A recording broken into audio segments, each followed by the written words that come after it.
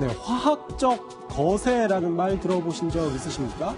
성범죄자에게 약물이라든지 호르몬을 주입해서 성적인 욕구를 일정 기간 없애는 형벌을 일컫는 말인데요. 이 미국이나 캐나다, 덴마크나 스웨덴 같은 나라에서는 벌써 오래전부터 도입해서 시행하고 있는 제도지만 우리나라에서는 지난 2011년 7월부터 이 성충동 약물치료법이라는 이름으로 도입해서 16세 이하 청소년을 대상으로 한 성범죄자 그리고 강도 강간 미수범 등을 대상으로 적용 대상이 점점 넓어지고 있는데요.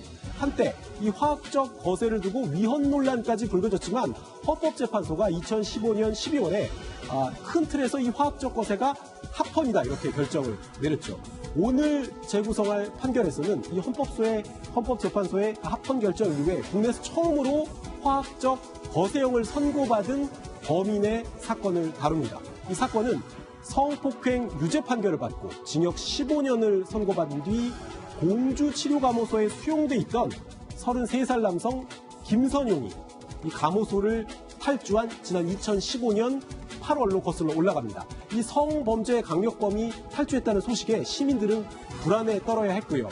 경찰은 사건 발생 8시간 만에 이렇게 김선용의 수배 전단을 배포하고 공개 수사로 전환을 했죠. 경찰에 검거되기까지 김선용은 대체 어디에 숨어서 뭘 하고 있었을까요? 또 재판부가 그에게 화학적 거세형을 선고한 이유는 무엇이었을까요? 판결의 재구성에서 확인해 보시죠. 수감 중이던 범죄자가 병원에 있다가 도망쳤다. 정말 이건 자주 있는 일이 아니에요. 대체 어쩌다가 김선용을 놓친 건가요? 조금 전에 설명하셨듯이 이 사람은 이미 15년형을 선고받고 공주치료감호소, 지금은 이제 국립법무병원으로 바뀌었는데요. 그 당시에 치료감호소에서 치료를 받다가 시설 내부에서 치료할 수 있는 시설이 없을 경우에는 외부로 나갑니다. 그래서 외부 병원에 나가서 이제 진료를 받고 있었어요. 한 대학병원 7층에 있었습니다. 그래서 치료를 받는 동안에는 감호하는 인력, 감호소 직원들이 한 2명 정도가 있고요. 그다음에 평상시에는 이 족갑이라고 합니다. 발에다가 채우는 수갑이라고 그러죠. 그 수갑 형태로 이제 채워서 밀착 감시를 하게 되는데 8월 10일 날이 이제 다시 치료를 마치고 병원으로 원래 이제 치료감호소로 돌아가는 날인데 8월 9일 날 이제 김선영이가 화장실에 가고 싶다고 하면서 이 족갑을 풀어달라고 얘기를 하는 겁니다. 사실 발에 묶여 있는 수갑 그 형구 형태는 풀어주지 않으면 용변을 못 보잖아요. 그래서 풀어준 겁니다. 풀어주고 나면 일반적으로 그 화장실 앞에서 이렇게 버티고 있는 게 정상이에요. 지키는 사람이요. 그럼요. 그런데 이 감호소 직원들이 좀 느슨했어요. 화장실 들어가는 걸 보고 닫아놓고 약 2m 정도 떨어진 그 김선영이 누워있던 침대에 가서 2명이서 이제 아마 이야기하면서 있었던 것 같습니다. 그때 김선영이가 살머니 창밖으로 화장실 문으로 내다보니까 둘이 정신없거든요. 딴 얘기 안 하고 슬그머니 빠져나와서 그대로 내뛴 겁니다. 병원에서 소홀한 감시를 틈타서 화장실을 나와서 바로 계단으로 도주를 한 거군요. 맞습니다. 이제 그 퇴원을 하루 앞둔 날이잖아요. 그리고 이날은 또 아버지가 면회를 왔었어요. 그러니까 좀 느슨할 만한 상황이 이제 있죠. 그런 상황에서 화장실에 간다고 하고서 가니까 지금 얘기한 대로 바로 보고 계신 장면이 그러니까 병원에서 계단을 타고 내려오는 뛰어나오는 거예요. 근데 지금 환자복을 바지는 입고 있잖아요. 위에는 이제 티를 입고 근데 슬리퍼를 신고 있습니다. 근데 뭐 왔다 갔다 하는 사람들이 그냥 환자려니 했겠죠. 그런 다음에 계속 밖을 나가가지고 한 13분 만에 1km 정도를 막 내달려가지고는요. 인근에 있는 그 아파트 그쪽으로 이제 숨어듭니다. 탈주 과정을 좀 들어보니까 정말 감시가 허술했다는 생각이 들어요. 화장실 문 앞에서 눈치를 살피는 김선용, 그리고 김선용이 도망간 줄 모르고 계속 대화하기만 바빴던 감호소 직원들의 모습이 그대로 머릿속에 그려지는데 김선용 탈주 당시에 감호소 관계자의 이야기도 한번 들어보시죠.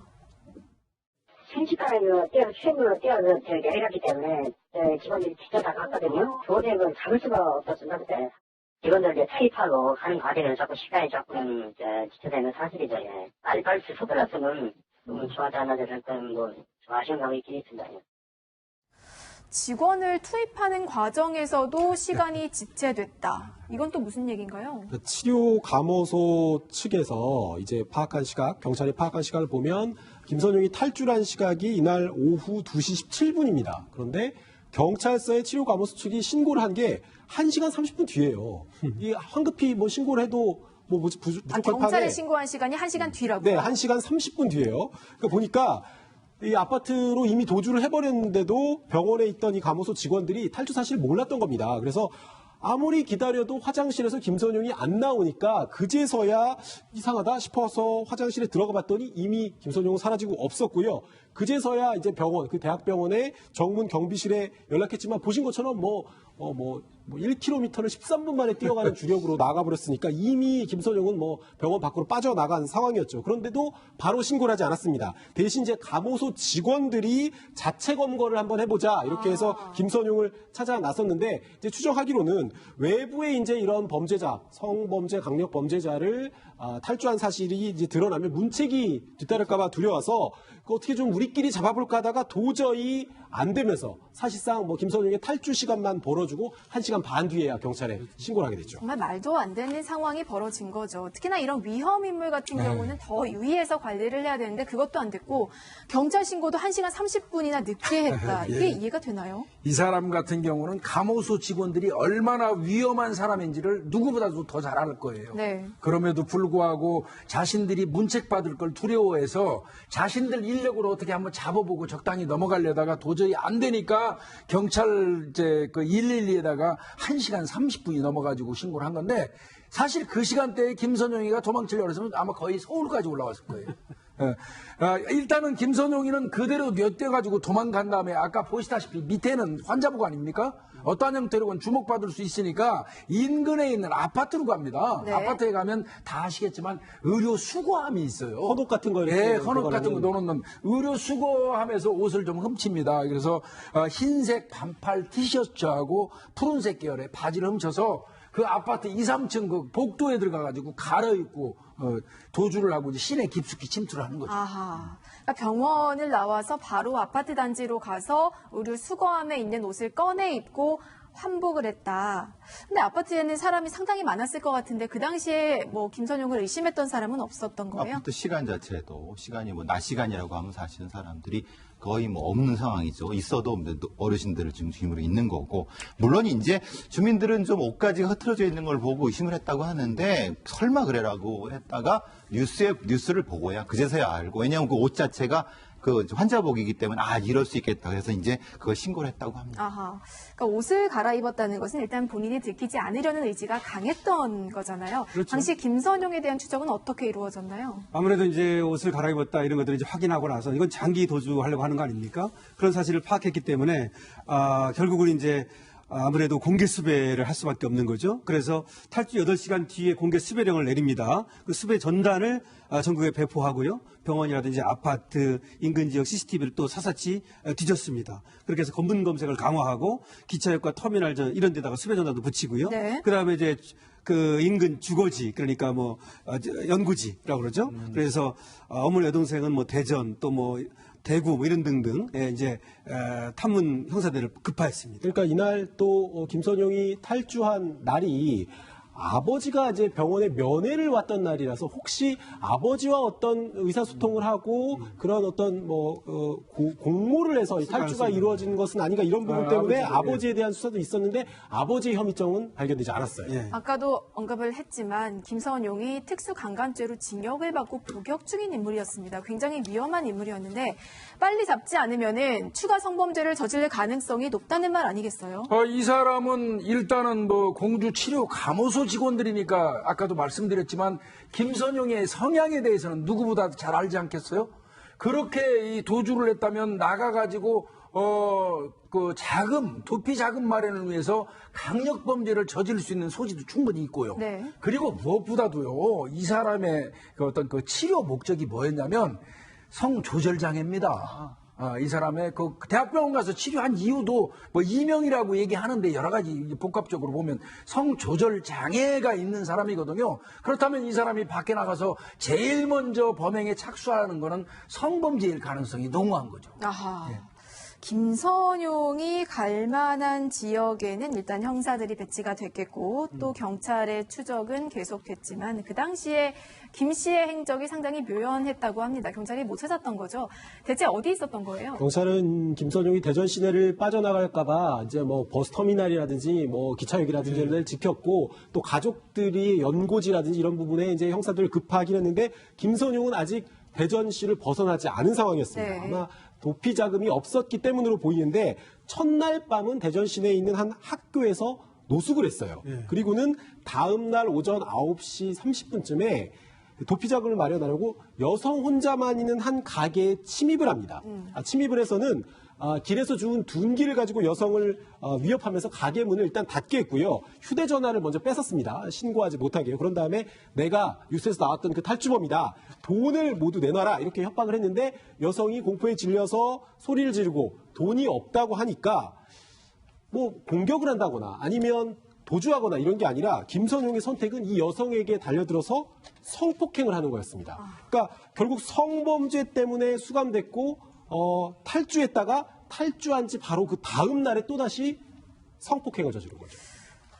우려했던 일이 실제로 벌어졌습니다. 그러니까 탈주 중에 또 성폭행을 저지른 건데 정말 피해 여성 입장에 생각해보면 이거 정말 내가 잘못 행동했다가는 죽을 수도 있겠다. 이런 생각을 했을 수도 있을 것 같아요. 네, 이 여성분한테는 정말 어떻게 고맙게 생각을 해야 된다고 할까요?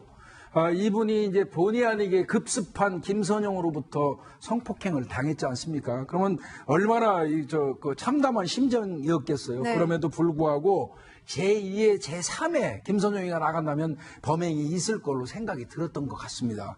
그리고 이제 쓱 이렇게 살펴보니까 김선용이가 슬슬 이 여성분에 대해서 신세한탄도 하고 앞으로 처벌받을 거를 두려워하면서 하소연도 하고 이런 거를 했다고 그래요. 그러니까 이 사람은 내가 잘 설득하면 좀 가능성이 있겠다고 판단을 하셨던 것 같아요. 그리고 다른 피해자를 또 방지한다는 목적으로 9시간을 같이 있으면서 엄청난 대화를 들어주면서 설득을 했습니다. 그리고는 급기야 본인이 이 자수를 하겠다고 하니까 같이 따라가기까지 합니다. 경찰서까지. 예. 이분은 정말 어떻게 보면 참 피해자지만 큰일 하신 분입니다.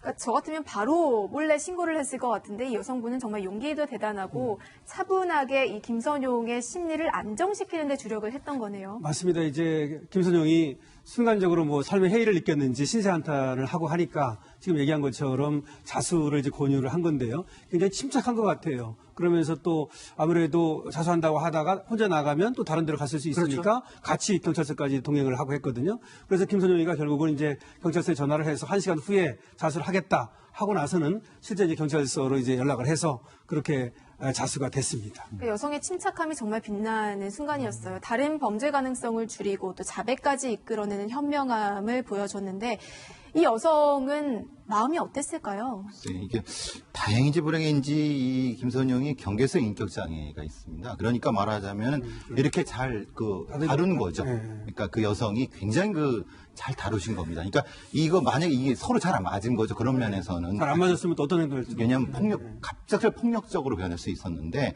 이분은 다행히 그렇게 된 상태에서 자수해갖고 경찰에 왔는데 맥이 탁 풀린 거죠. 이 여성분은. 그래서 울음을 터뜨려갖고 오셨다고 합니다. 사실은 중간에 어떤 일이 있었으면 본인의 목숨이 상할 수도 있는 상황이었기 때문에 굉장히 참 이분은 어떻게 봐도 참 대단하신 분 같아요. 근데 뭐 김선이 자수한 직후에도 어쨌든 피해자 조사를 해보려고 했지만 워낙 이제 그간 받았던 스트레스와 긴장이 워낙 컸기 때문에 뭐 바로 조사를 못할 상황이었다고 하고요. 어쨌든 김선용이 자수하는 순간 다리에 힘이 풀려서 뭐 경찰서 바닥에 쓰러져서 울음을 터뜨렸다고 하는데 본인이 참 당한 피해는 참 큰 위로를 드려야 되겠습니다만 제2, 제3의 피해자를 막는 아주 용기 있는 행동을 보여주신 피해자였어요. 결국 한 여성의 용기 덕분에 추가 범행은 나갔지만 그럼에도 잊지 말아야 될 것은 감호소 측의 감시 소홀, 판단 착오, 그리고 늦은 검거로 인해서 성폭행이 발생했다는 겁니다. 여전히 안타까움이 큰데요. 당시 이 사건을 맡았던 경찰의 이야기 들어보시죠. 1시간 후에 자수를 하겠다고 하였고 그 이후에 18시 55분경에 택시를 타고 경찰서로 와서 자수를 하게 된 것입니다. 그 도주 중에 도피 자금을 마련하기 위해서 일단 진입을 했다가 아마 거기서 이제 마음이 변해서 손폭행한 것으로 그렇게 지금 판단하고 있습니다. 경찰력이 다 동원이 돼서 이제 찾으려 노력을 했겠죠. 찾았을지는 모르겠지만 어쨌든 좀 아쉬운 부분은 좀 있습니다. 김선용은 어쨌든 다시 재판부의 재판정에 서게 됐을 텐데 판결 어떻게 났나요? 김선용은 특수 강도와 강간 혐의로 기소가 됐습니다. 지난 2016년 12월에 대전지방법원에서 판결이 나왔는데요. 김선용에게 징역 17년이 선고됐습니다. 그리고 성충동 약물치료, 일명 화학적 거세라고 불리는 성충동 약물치료 7년형, 그리고 신상정보 공개 결정이 내려졌습니다. 말씀드렸지만 2015년 12월에 헌법재판소가 이 화학적 거세형이 합헌이다 이런 결정이 나온 뒤에 처음으로 내려진 이제 적용 사례였는데요. 김선용 같은 경우는 지금 교도소에 있지만 환갑이 되는 2043년까지 복역을 해야 하고요. 화학적 거세, 그러니까 성충동 약물 치료는 이제 출소하기 2달 전부터 약물이라든지 호르몬이 투약됩니다. 그러니까 정기적으로 7년에 걸쳐서 성욕을 없애는 약물을 투여받게 되죠. 감옥에서는 화학적 거세를 안 받고 그러니까 출소 2달 전부터니까 그렇죠. 67살까지 이제 화학적 거세를 이용한 약물 치료를 받게 되는 거네요. 화학적 거세는 이제 15년까지 할 수 있는데요. 지금 7년을 이제 했다는 얘기입니다. 그래서 2달 전부터 시작해가지고 3개월마다 합니다. 그리고 6개월마다 다시 심의를 걸어서 계속할지를 정하는데요. 이 화학적 거세라는 것은 물리적 거세의 반대말입니다. 물리적 거세라는 것은 완전히 제거하는 것이고요. 이 화학적 거세는 일시적으로 이 효과가 있거든요. 그렇기 때문에 사실은 비용도 많이 들고 이런 여러 가지가 있습니다. 그리고 만약에 약을 먹지 않으면 주사를 놓든지 알약을 먹거든요. 그렇지 않으면 또 정상으로 돌아옵니다. 그래서 이 7년이라고 한 것이 67세까지인데 그래도 되는지 좀 더 했어야 되는 거 아니냐 뭐 이런 얘기도 나오고 그렇습니다. 10년 했으면. 네, 성범죄자 김선용 이야기 오늘 판결의 재구성으로 짚어봤고요.